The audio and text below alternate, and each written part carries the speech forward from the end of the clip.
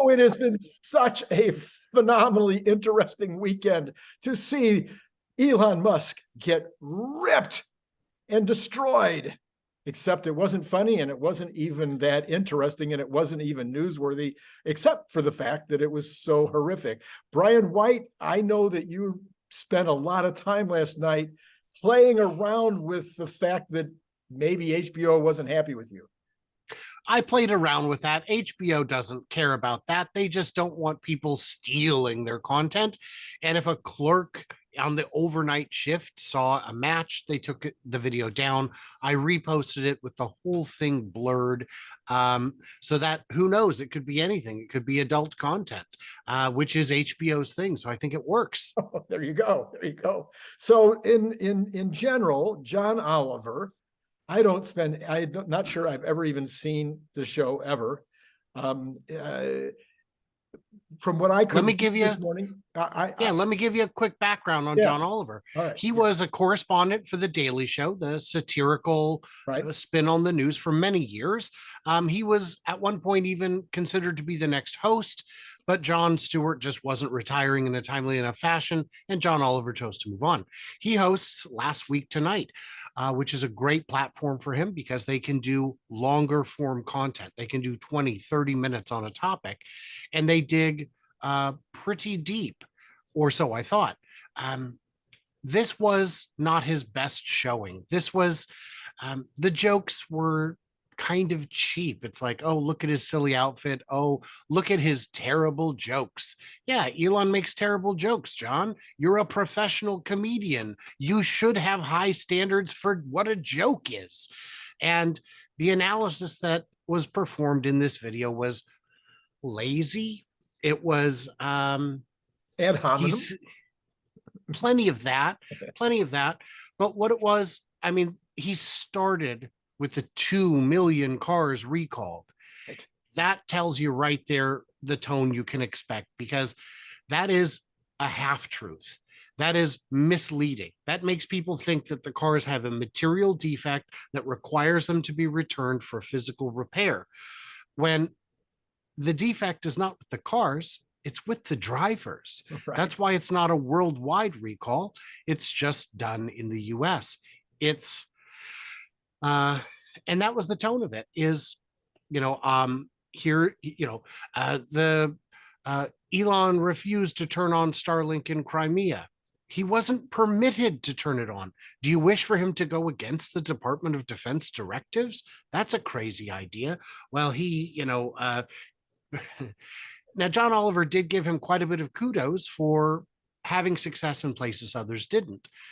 But at the same time, he said, well, he showed a clip of someone saying, and all of this is completely legally defensible, because the only times he said things that were pretty out there, it wasn't him saying them, but him showing someone else saying it. That shifts the onus entirely. And then, but like, oh, SpaceX was built using NASA patents, using old technology. Guys, if it was that easy, Jeff Bezos would be in orbit by now, and he's not. It takes more than money and access to NASA's publicly. You and I can go build rockets using those NASA patents. But guess what? They're pretty out of date. They're a good starting place, but you'll notice that the rockets that they're building today don't even look like the rocket SpaceX was building 5-10 years ago, because there are better ways to do it. And all of that was overlooked on purpose, saying, oh, they haven't let safety inspectors in months. No, it's one inspector on one thing in one place, and it's the sign on the building for X.com. That's, I mean, I had to look it up. I'm like, what? I don't even know what he's talking about. Yeah. Right. So there's a lot of absolute silliness there. So you apparently, this is, we're ranting about John Oliver, but you apparently, your rant extends way beyond John Oliver. You, like I, have noticed that, there seems to be a little bias in news coverage against Elon, Tesla, X especially, and the bias has gotten so much worse, I think, since since Twitter was purchased and the whole freedom of speech thing became a thing, you've actually gone way over and above, and you're now doing original reporting. I think, explain to the folks what you are doing to prove this horrific, terrible thing that's happening. Well, it feels like the headlines are biased, right? It Yes. feels like it, but to me, feeling isn't enough. I need a spreadsheet. And so I thought maybe maybe I'm in a bubble where that's all I see. So I started looking at this a few weeks ago, a good month ago now, and I would go through Google News and count the negative versus positive, and I found that they were overwhelmingly negative. And so what I did is I set up a tracker, and I go in every day and I look at the headlines. I use a VPN to sign in. I use an incognito mode, so I've got a fresh virgin browser that that doesn't have any of my preferences built in. It's generic viewer, and I count and I go through and I show negative, positive, and neutral stories. I do 25 and come up with an index for how it's doing. And you would expect a company to end up kind of about zero. And for most of the companies and topics I cover, because every day it's Tesla and it's something else. It's something else every day. It's SpaceX, Neuralink, Boring Company, of course, Ford and GM, BYD, the lithium topic generally, and Rivian. And what you find is for a lot of these companies, they do end up right at zero, right at zero. But most companies and topics end up a little bit positive. Wow. But this may surprise you, Randy. Tesla does not enjoy that benefit. The average headline, rolling week 7-day average as of today is going to be right about negative 50 on a scale of 100, negative 100 to 100. It's right about negative 50. And there are some days that are much worse, like when the recall rolled out, it was negative 96. And the only other company I've seen with these kind of scores was GM. We began coverage yesterday, and it came in at negative 88 because every headline was about the 13,000 layoffs. Oh, I see. 1,300 layoffs, the layoffs, 1,300 layoffs. It's a big number of employees out on their butts. And these publications, as much as they love the big dogs, love their readers more, and their readers work at these factories. So we'll see how that shakes out next week, but I imagine it's going to be a much higher number. Ford came in at positive, I don't remember, well above positive, like positive 50. Wow. Yeah. So now we're both in the media business now. Shockingly for me, I never expected to be in the media business, but here I am. And as somebody who is desiring to be successful at it and to have people actually view my channel, you have the same issue. We make a living based on the views that we get. Then we become like the New York Times, or, well, I wouldn't say that. Let's see. My favorite right now is Barron's, but let's just say we become like these other folks. We need headlines to get people to look at us. So if I want to be as kind as I possibly can, then I know that these folks know that a headline that is negative on the biggest guy on the planet or the biggest company, auto company on the planet, that if you do something negative about them, just in general, that's probably going to get more people to look. And you might even sometimes, as Barron's did this morning, or I think it was yesterday afternoon, you might use the 2 million recall as your headline, even though when you get into the article, it's extremely positive. What do you say? So big publications frequently will have an editor whose job it is just to write the headlines. They have nothing to do with the article itself. This is an increasingly common tactic.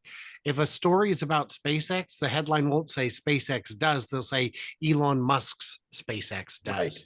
Right. When there's a story about BYD or Xiaopeng, they'll say Tesla rival so-and-so does thing. And in the tracker, so it's up every day for premium members on any of my platforms, but I'm putting it out once a week publicly for a week in review. I think daily is too much for most people. Right. So it's really for the core fans who really want to see it. And it's getting great feedback. The the thing I do is I explain what some of the headlines could have been or should have been.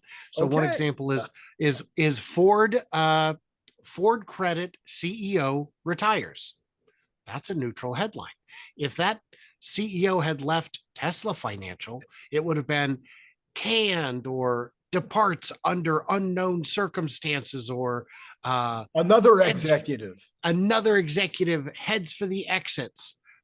And instead it was guy retired. Guy just retired. And then the next headline, they named someone to replace him. It's just how it works.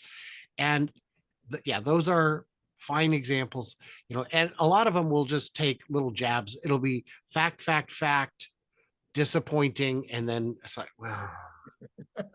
Yes, of course, we are all also schooled to get emotional words into the headlines, because emotional words get folks to look.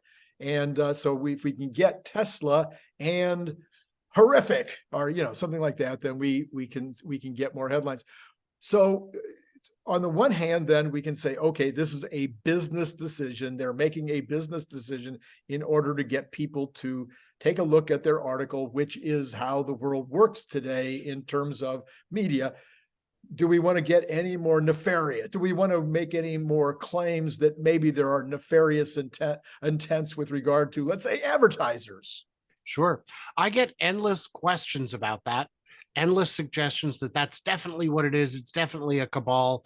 And what I say to that is, I've worked in journalism, I've worked with journalists, and I've never seen that. I've never seen an editor come down and say, we have to be good about this. We have to cover these things because of, it's always about the clicks. It's always about the eyeballs. If somebody really wants a puff piece written, it ends up on the last page and no one sees it. The only person who sees it is the. Okay, let me slap back at you on that, because I've been on the other side. I've not been a journalist. I've had a number of articles written in Inc. magazine and a few other places, but I'm not a journalist until this year. But I've spent, I don't know, hundreds of millions of dollars on advertising in trade publications, in local newspapers, bus bench ads. I mean, you could just name the advertising environment, and I've had advertising in it other than television. Never done any television ads at all. But these have been for myself and also for my clients as a marketing consultant the last 16 years. I will tell you, absolutely, I get a phone call. We're going to run a piece about this, and we thought maybe your ad would look good next to it. I get a phone call. We are going to run this edition. This entire edition is going to be about your category. So surely you'd like to advertise in this particular edition. I get no phone call, and I have something that comes out in the magazine that has a negative slant on the company that I'm associated with. And oh, look there's my competition, because they got the phone call because they knew that this would help blow up their advertising potential for, by running that story. So that's kind of a reverse of what most people think about in terms of influence, but it's still influence.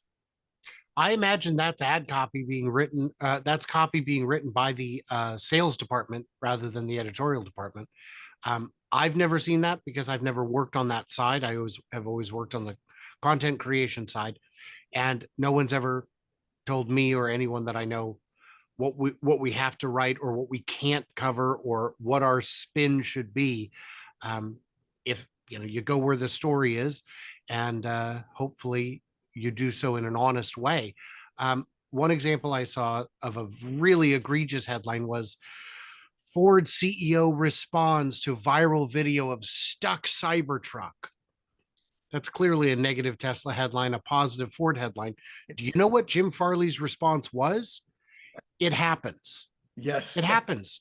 And he knew to get out ahead of that one because it would only be a matter of time. And it was mere hours before we saw footage of a Ford Lightning stuck on flat ground in the snow. Nothing wrong with the Lightning. It's physics. But yeah, I do believe that the people selling the ads are there's a number of professions in which the salespeople are just terrible. And I would not be surprised to learn that advertising is one of them. Yeah, now we also know that we've had books written on the subject, that we have an editorial room. We have in the every major newspaper, and I guess the same would be true for television news and Fox News and CNN and all the rest. And we have a room, a newsroom, or a room that's making a decision about what is and isn't going to be covered. And those rooms make decisions with regard to what will be on air. And you could do your indexing that you're doing now with regard to Tesla. You could do a CNN versus a Fox News, and you'd find that this set of news got covered on CNN and didn't get covered on Fox. And then you got this set of news that got covered on Fox, but not on CNN. And there's a definite political slant to the two decision-making situations. So even if the news itself isn't biased, which it is, badly biased, then you just making decisions about what content to run and not run, you are creating bias. So the idea of that room is less and less prominent over time. A lot of big publications now don't have a central office where everyone meets. They might be scattered around the country or the world. That's a vestigial organ. That's a carryover from days that are numbered and bygone already. You look at somebody. Huffington Post was one of the first to do this, where it was a big news site that their office only had maybe 10 people in it, but they had hundreds of writers all over the world. If there was a talking points memo that went out to those writers, I imagine we'd have seen it. It only takes one disgruntled writer to share it, and writers are disgruntled at times. So they're especially after they had to work for years and years for free, and then Ariana Huffington sold it for $100 million. Oh, I can't imagine how those writers must have felt. Well, I can imagine, not good. Right. So yeah, I don't know. I see this claim all the time, but the only motivation I see is clicks. Everybody needs their clicks. I've got topics that people wish I would cover more, and I don't, because they don't get clicks. Right. And I can't fix that. I will cover a topic with low clicks if it's something that's important to me. My side-by-side construction videos are no longer my biggest sellers on the channel, and they are the most work, and I'm still doing them because it's something I want to see. Right. The media bias tracker, I've only done one that was public so far. It did fine, but it was the culmination of 7 consecutive days of work, 6 days actually, but that had very few views each. But it's something I want to see. It's something that I think is valuable. It's something I think will grow over time. And if anybody wants to see it, they can either, subscribe on any of those platforms, or go check out the free one that was up yesterday, or just message me and I'll send you one. Because I just don't want to flood my channel with content that most people don't need to see every day. Yeah, that's absolutely true. And again, the algorithm in this particular case, the YouTube algorithm, knows our audience. They know who's watching. They know what they have looked at and clicked on before. And so if we send out something like you're saying, that our audience, if I put up something that has to do with marketing, which is probably my favorite subject of all, I wanted to run a thing that, I don't know if you noticed it over the weekend, there's a new program called Rabbit Hole. It's a television program. Oh. And it's I think The Rabbit Hole or something like that. Anyway, and the very first episode is filled with video of Tesla being driven around, full self-driving being utilized, hands off, with the wheel turning all by itself. It's obviously product placement. And so I was going to do a video about the fact that there was this product placement going on this, evidence that another way that Tesla is now advertising. And I thought, no, my base doesn't care. So Yeah. Everybody has that problem. Yeah, for sure. And it's something to consider. I've seen a lot of people saying Rolling Stone is definitely biased, because if you go high enough up the org chart, you'll find people with conflicting interest. And I'm telling you, the only thing they care about is eyeballs.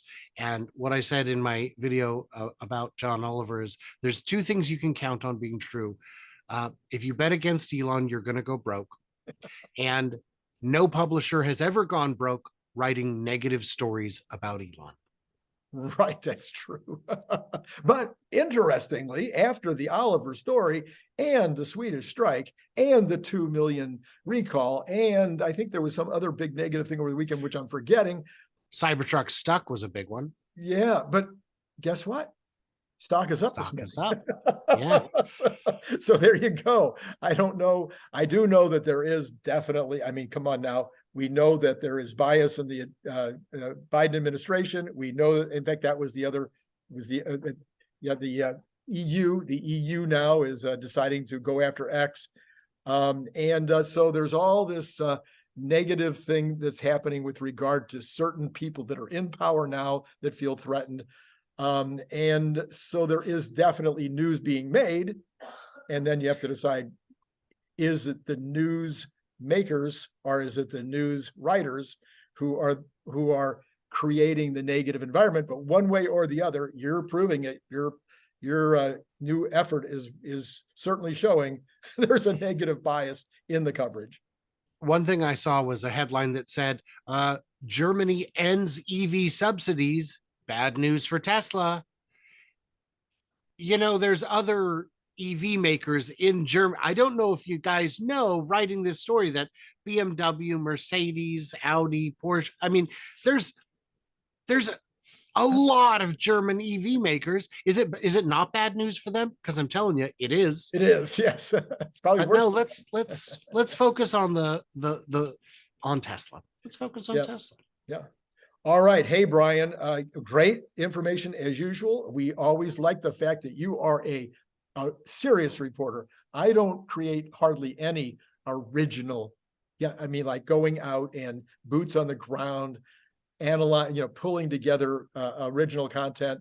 I mostly just find guys like you that do and exploit you. There you go. That's right. Love it. Brian, it's great to have you on as always. I think you'll be back tomorrow with more interesting stuff. Thanks. And to all of you out there, it's been great talking to you.